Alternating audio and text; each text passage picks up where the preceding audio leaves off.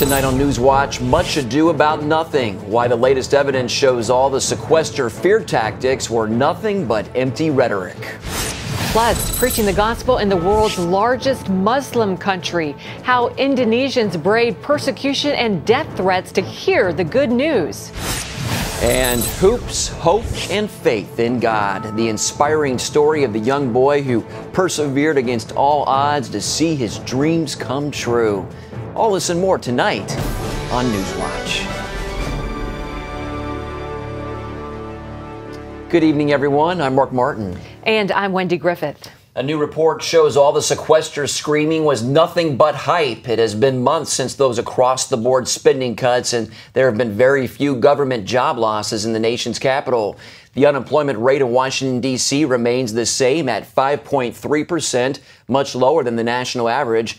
And the Washington Post reports that 40,000 jobs have actually been added in the Washington area. Meanwhile, others are actually applauding the sequester. Paul Strand tells us why. We love the idea of the sequester. Sequester supporters like Tom Giovanetti, head of the Texas-based Institute for Policy Innovation, say any move Washington makes to actually slow down its wild spending is a good move.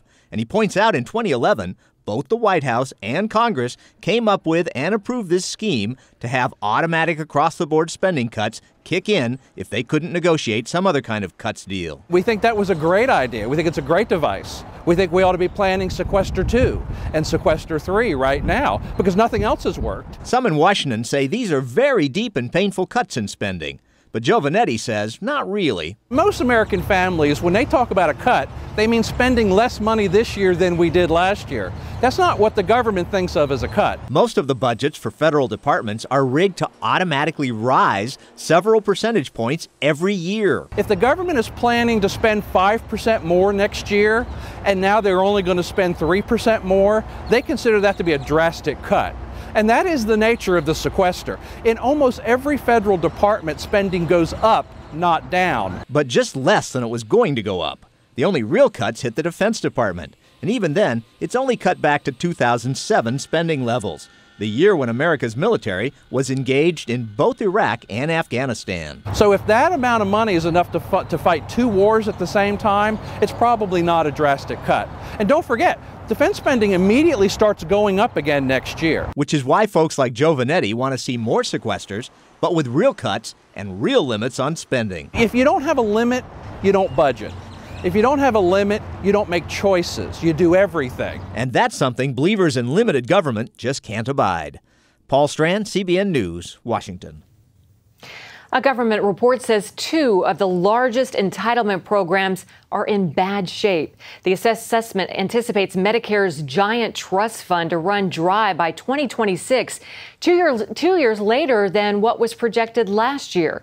However, Social Security is still on track to run out by 2033. After those dates, benefits can still be paid, but at reduced rates starting at about 75%. Currently, 58 million Americans receive Social Security benefits, with the number growing as 10,000 baby boomers reach retirement. Turning overseas now, the Syrian regime of Bashar Assad just got a big boost from Russia. Assad says a Russian arms shipment has arrived, and that may include sophisticated Russian anti-aircraft missiles. Those long-range S-300 missiles would be a game changer with big implications for Israel. Israel recently launched an airstrike near Damascus targeting shipments of advanced weapons intended for Hezbollah. Assad is warning he will retaliate to any future Israeli airstrike. Meanwhile, the terrorist group Hezbollah is ramping up its fighting on behalf of the Assad regime, and the UN Security Council has officially labeled one of the rebel groups called al-Nusra a front group for al-Qaeda. As Syria's civil war threatens to spill over into Israel, Israelis are already practicing defense drills in case of deadly battles, including attacks with weapons of mass destruction. Chris Mitchell has the story from Jerusalem. Israelis headed for bomb shelters as part of a nationwide drill to practice what to do in case of war. When it's a real time, then they know exactly what to do and they won't be frightened or terrified. Dubbed Turning Point 7, the 3-day drill simulated rocket and missile attacks on Israeli cities. That includes chemical and other non-conventional strikes. The drill is annual, but the government held this one with tensions high on the Israeli-Syrian border. Israel is also concerned that Hezbollah or other jihadi terror groups could acquire Syrian chemical weapons. This is one of the worst scenarios that Israel could think about. More than 80,000 people have been killed so far in Syria's 2-year civil war.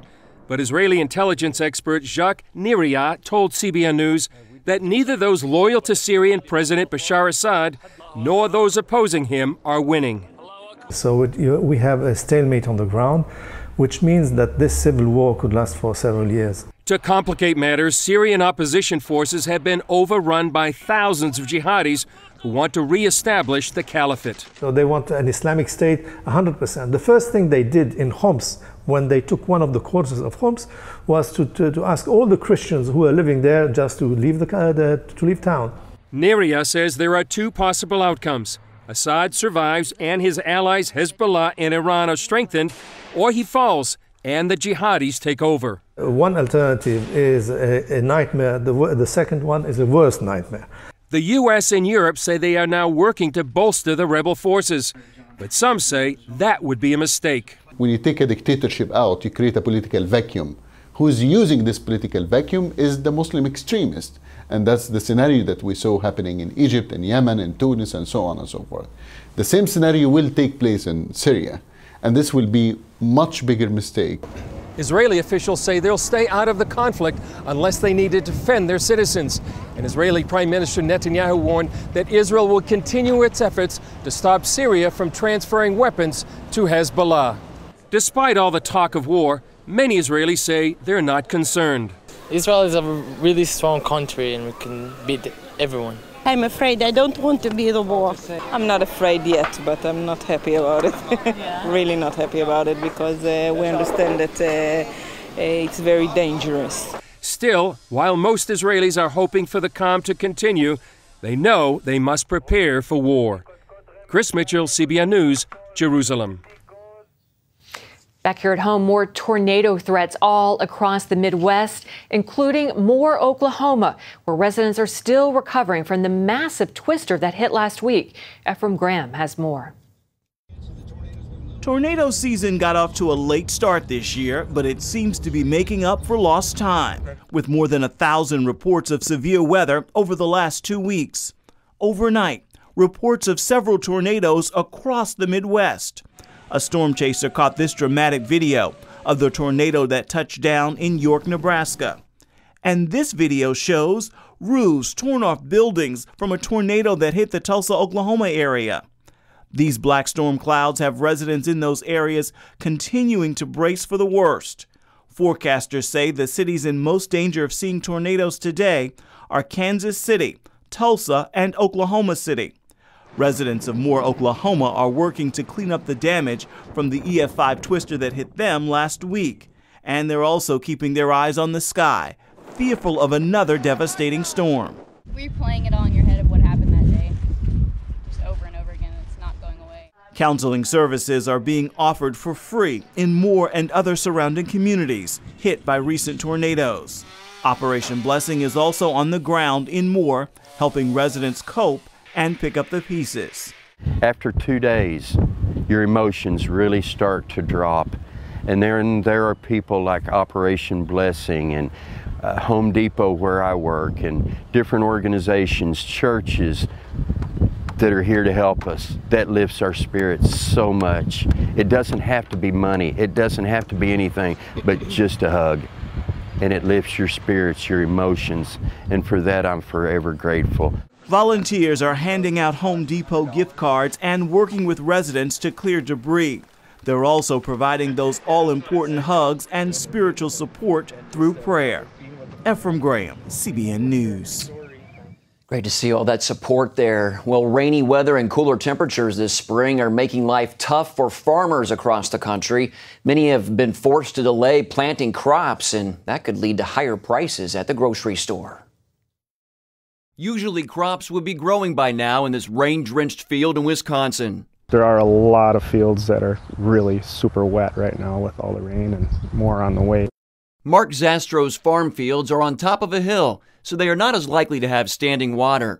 But like many farmers across the country, he still faces difficulties from a wet, chilly spring. So far this year, everybody's been behind just due to the weather. And every time it rains, they just get farther behind. That includes delays in plowing fields, planting crops, and harvesting early spring hay. This hay field is nowhere near ready to be cut. That's bad news for his livestock, which used to eat that hay. A lot of farmers were out of hay, so they've been buying a lot, waiting for the crop to grow, so it couldn't have been any worse. Crops that farmers have been able to plant are emerging slowly. The latest crop report from Wisconsin's Agriculture Department shows so far only 2% of farmers report their first alfalfa cutting this year, compared to 59% last year. Some of the other crops across the country battling rainy, cool conditions include Arkansas's rice crop, Washington's cherry crop, North Carolina's peanut crop, and corn and soybean crops across the Midwest. Farmers hope dry, sunny weather is around the corner to jumpstart the growing season. They sure do. A cool, soggy spring could mean lower crop yields, higher feed costs, and higher prices at the grocery store. Hope not. Well, marijuana is already legal in the state of Washington. Now, a former Microsoft executive wants to take it a step further and create the first national brand. Jamin Shively wants to name his brand of marijuana after his great-grandfather, Diego Pellicer, and hopes to import it from Mexico. Shively has support for his venture from former Mexican President Vincent Fox, who fought the drug cartels during his presidency, but is now an avid supporter of drug legalization. Because of religious reasons, prohibitions started. And we know that prohibitions don't work. Not even the apple in Garden of Eden. The forbidden apple sustained the prohibition. Shively and his investors believe their approach would generate hundreds of billions of dollars in revenue. But right now, importing marijuana violates both U.S. and international law. You've heard the expression, the third time's the charm? Well, it applied at the 86th Annual National Spelling Bee. Canado. May I have the language of fortune, please? German-derived Yiddish. That's 13-year-old Arvind Mahankali of New York. He finished third in the tournament the previous 2 years, but if he could spell Canado correctly, he would finally take home the trophy. Canado. K-N-A-I-D-E-L.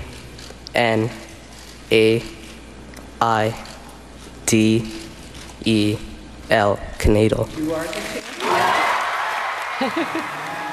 Good for him. Perseverance. He did it, and along with the trophy, he took home $30,000. Wow, it pays when you to be a good speller. Ooh, that's nerve-wracking to watch, though. Coming up, see hundreds come forward to accept Christ in the biggest Muslim country on earth. You have a son that you do not know. He's reaching for you. I want my family back. Go make some good memories together. Crash landed. Son, if we are going to survive this, you must realize that fear is not real. Danger is very real, but fear is a choice. Together, we will survive. After Earth, rated PG-13, now playing. In 2008, my husband Gary departed for heaven. I was still grieving. And then to find out I had cancer, I began praying, God, how do I do this? Where do I do this? Cancer Treatment Centers of America was the place. Dr. Neelam outlined a plan that would take care of my mind and my body, and she prayed with me. For Bible-believing Christians, we're able to pray with them in a much deeper way as they begin to really rely upon their faith. At Cancer Treatment Centers of America, we believe in the power of faith and prayer as indispensable allies in the fight against complex and advanced stage cancer. I'm back in Telluride on the mountain skiing. I feel strong and healthy. Advanced medicine and technology. And I am a survivor. The warm embrace of the spirit and the power of prayer. These are happy tears. Please go to cancercenter.com/faith. Appointments available now. Cancer Treatment Centers of America. Care that never quits. Your search results are your reputation, and negative results, true or not, are more likely to be clicked. Unfortunately, 74% of people say they won't do business with someone who has negative results. That endangers your livelihood. It's time you take control with Reputation.com. Reputation.com watches over you online, protecting everything you've worked hard for and improving your reputation by promoting the truth that you control. Call 1-800-794-0885 for your free reputation review. Call now. The Vatican representative to the United Nations says 100,000 Christians around the world are killed every year for their faith. In an address to UN Human Rights Council this week, Archbishop Silvano Tomasi said credible research shows that more than 100,000 Christians are violently killed because of some relation to their faith every year. Other Christians and other believers are subjected to forced displacement, to the destruction of their places of worship, to rape, and to the abduction of their leaders. Silvano said many of these attacks take place in the Middle East, Africa, and Asia. Every week, pastors preach at evangelistic meetings around the world, but it isn't so easy in Indonesia with the largest Muslim population of any nation. Egyptian-American pastor Michael Youssef spoke there recently, and some who heard him were actually threatened. But as John Wagi explains, that didn't keep hundreds from responding to the good news. Indonesia is home to more than 200 million Muslims. That's nearly 13% of the global Muslim population. So when the preparations began for a visit to Jakarta by Atlanta pastor Dr. Michael Youssef, it wasn't an everyday happening. What can profit a man if he gains the whole world and loses his soul? For 3 days, with music and prayer, Youssef brought a message of God's love to Indonesians. 15,000 people came, some facing persecution. But the most amazing thing to me is the hundreds of people that responded to the gospel message by coming forward. Dangerous as it was for some of them, and yet they were fearless. The love of Christ captured so many of them that hundreds were coming in every one of those 3 nights. Youssef says one pastor brought 300 people to the gathering, even though he was threatened with death. And of course there was threats and by some extremists, and the man with joy of the Lord said, it doesn't matter, what can they do to me?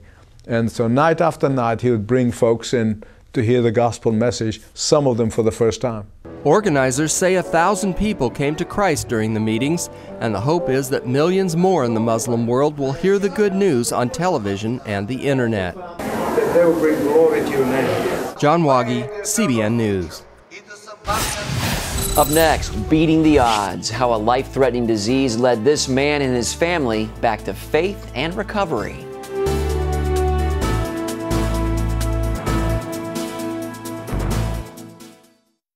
Hello? Is this thing on? Hey kids, do you love games? And do you love discovering things? Well, do ya? Then you're gonna love this. It's the new free Superbook Kids Bible app. You can play games, watch videos, find answers to your questions, and a whole lot more. The new Superbook Kids Bible app. Free downloads available on iTunes now. In 2008, my husband Gary departed for heaven. I was still grieving. And then to find out I had cancer, I began praying, God, how do I do this? Where do I do this? Cancer Treatment Centers of America was the place. Dr. Neelam outlined a plan that would take care of my mind and my body, and she prayed with me. For Bible-believing Christians, we're able to pray with them in a much deeper way as they begin to really rely upon their faith. At Cancer Treatment Centers of America, we believe in the power of faith and prayer as indispensable allies in the fight against complex and advanced stage cancer. I'm back in Telluride on the mountain skiing. I feel strong and healthy. Advanced medicine and technology. And I am a survivor. The warm embrace of the Spirit and the power of prayer. These are happy tears. Please go to cancercenter.com/faith. Appointments available now. Cancer Treatment Centers of America. Care that never quits. Jim is 38, mortgage, married, 3 great kids. He wants to protect his family with a $500,000 term life insurance policy. What do you think it'll cost him? $100 a month? 60? 40? Actually, none of the above. Jim can get a $500,000 policy from a highly rated insurer for under $19 a month. His secret? SelectQuote. SelectQuote is impartial. They'll comparison shop the pick of insurance companies like these to give you a choice of your best prices. SelectQuote has great savings on term life for women, too. Jim's wife, Deidre, can get a $500,000 policy for under $16 a month. SelectQuote has helped make term life insurance affordable for hundreds of thousands of people since 1985. How about you? Just call this number or go to SelectQuote.com. SelectQuote. We shop, you save. What would you do if a life-threatening illness robbed you of the ability to walk and talk and forced you to start all over? Yeah, it's a story that was so compelling. They're making a movie about it. It's called Hoovy, and I recently traveled to Texas to see the filming in action. We're here on the set of Hoovy in Waxahachie, Texas. An all-star cast behind me is putting together the real-life story of Hoovy, a young man who overcame incredible odds because of his faith and courage. Director Sean McNamara of Soul Surfer fame once again brings a story of triumph to the big screen. When 16-year-old Eric Hoovy Elliott collapses on the basketball court, doctors discover a life-threatening brain tumor that could derail all of his hopes and dreams. After high-risk surgery, he must relearn life's fundamentals: walking, reading, even seeing clearly. Actor Cody Lindley plays the title role. I've always wanted to be in an underdog story, and I feel like this is an ultimate underdog sports movie. You know, doing these type of things where I'm walking with the cane, it made me really humble and really want to ask questions and understand his struggle and his way of overcoming it. Hoovy's real-life parents, Jeff and Ruth Elliott, say they could relate well to the biblical story of Job. During the time Hoovy was sick, their daughter also got very sick. Ruth lost her job, and overwhelming medical bills threatened to undo everything the couple had worked a lifetime to build. Like in Job, even well-meaning Christian friends accused them of not being right with God. They're good friends that said, "Oh, you must have terrible sin in your life that you're being punished for," just like in the book of Job. And that's why we related so much to that book, because these were Christian friends who go to church with us, and they said, obviously, you've got some, unresolved sin. With his family's love and tenacity, as well as his relentless determination to get back on the court, Hoovy surprises everyone, even his parents. I believed he would make it back. I didn't think he'd make it back to the level that he did. And we would look out the window and just wonder, oh my goodness, what have we inspired him to do? But against all odds, and even when the therapy was over, he continued it on his own at home. It's a miracle. Jeff wrote a book about his son's amazing comeback. After being rejected by more than 100 publishers, he self-published, but didn't sell many copies. 5 years later, Jeff and Ruth got a call out of the blue that someone wanted to make a movie about their story. It's pretty amazing how it's all come together. So many times that we just literally gave up and we said, God, if this is to happen, you're going to have to take over.